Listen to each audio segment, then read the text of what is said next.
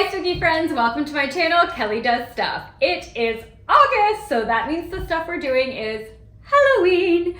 Today's project that I have for you is how to create a Halloween village display quick, fast, in a hurry! I love saying that because that means different things to different people. Some people are like, oh, in 5 minutes. Some people are gonna be like, oh, in 5 days. This project is neither. We're creating a Halloween village display in just a couple of hours. Now, the parameters for this project was that you have everything already. You have your pieces, you have your accessories, you have moss, styrofoam, paintbrushes. Everything you need to create a display, you have it. But then you just kind of stalled because you're like, what do I do now? Because everybody that I see creating these displays are spending forever. And as much as I would like to spend the entirety of my life creating a Halloween village display, I don't have time for that.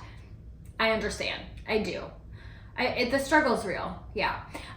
So, you've got everything. Now, of course, if you have to go to the store and buy stuff, it's gonna add time. I know, there's gonna be lots of reasons that this is gonna take long. If you have everything, we are going to create our display. So we're not just setting them up, we've done that. We wanna go next level. So I'm talking layers to our styrofoam, some stairs, carving, painting, moss in just a couple of hours. So let's get into it. Oh, but first, a message from my dog, Angel. Thank you, Angel, so much for reminding all of our spooky friends to subscribe to my channel if you haven't already. And if you have, thank you so much. Okay, let's get creating. So for this display, we're going with a witch theme. I'm using 2 Lemax pieces and 1 Department 56 piece, as well as several accessories. I start with 1 sheet of my favorite foam, XPS foam, 2 feet by 2 feet that I get at Home Depot, and I had a couple scrap pieces already cut that I used. And here you'll see I'm just moving things around to arrange my pieces and also decide the different levels for the display. This part of the project doesn't take long at all, unless you're like me and overthink things and like to move the same pieces a million times. After you're happy with where all your pieces are going to go, use a box cutter to cut your styrofoam. When cutting, think about other things you might like to include in your display, like a walkway or some stairs. And one thing I don't have included right here, but I will definitely be adding, are some trees. I love adding a lot of trees to give lots of spooky, fantastic detail to my displays. So always keep in mind the base of your tree and how much room they're going to take up. I used a pencil to outline paths from each of my houses. This is just a guide mark because I'm going to go in later and paint. And then I cut out a couple pieces of styrofoam to create some spooky stairs, helping my little figurines get from one layer of my platform to the next. Next, it's time to carve the front of our styrofoam to add some really great detail to our display. Use a really sharp blade so that the styrofoam and the blade don't fight with each other. And of course, be careful. Even though this project is for time, when working with blades, it's best to be careful quick, not quick. Most oopsies can be turned into opportunities, but oopsies with blades turn into ouchies. To prevent a uniformed pattern look to your carving, rotate the styrofoam as you carve to get your ridges going in different directions. Try to resist rotating the blade. I do this all the time, and then remember it's a terrible idea because carving towards you with that blade coming towards you is just asking for ouchies. If you do any deep gashes into your styrofoam, you can use a pencil to clean out any little styrofoam debris left behind. You can carve each piece individually, and until you get comfortable with the blade and the styrofoam, that might be a good idea.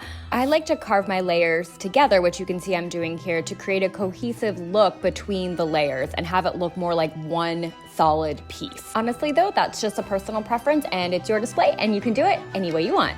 Also, I rarely carve the side or the back of my display. Typically, my displays are viewed from the front, and so I don't bother spending time on things that aren't going to be seen. If I do think a little bit of the side will be seen, I just throw some moss to cover up the solid edge of the styrofoam. Moving along, look how fast this is going. It's time to paint our platform. I paint the paths gray and the rest of the base a greenish brown color. I just do a quick coat of paint, not worrying about a thorough uniform covering. I always cover the bases of my displays with some sort of flocking moss, grass, and sand, stones, rock. So the paint is just to cover up the color of the styrofoam in case any of that shows through. Now, on the front of the display where the ridges are, I do thoroughly cover that because the ridges are going to be part of the detail of the display. So I want a dark base coat, a brown, black, greenish brown, whatever your preference is. Let that completely dry, and then we'll go in with the dry brushing to bring out the details of the ridges that you carve. Okay, once that paint is dry, it's time to start putting your pieces on your display. I'm adding rocks that I purchased at the dollar store to all of my little paths. Now, of course, you could always go in your yard and collect some rocks. You know how much I love doing that. Now, sometimes for my displays, I will glue down all of my ground cover. And this, of course, is a longer process. And this is, of course, if you want that ground cover to be a permanent part of your display. But when I'm trying to do things quickly, I just throw it right onto my styrofoam. And at the end of the year, I just collect it all up and save it in a little baggie. Now it's time to add some trees. I like using a variety of trees for my display, and depending on the section, I will use different types of trees. These little picks that I'm using in purple and black, I got from both the dollar store and Michael's. I always think dollar store when I'm thinking budget. However, don't forget about Michael's, because when these picks are on sale, they were $1.19, and the dollar store is actually a $1.25 store, so the picks were more expensive at the dollar store. You can stick these picks directly into the styrofoam.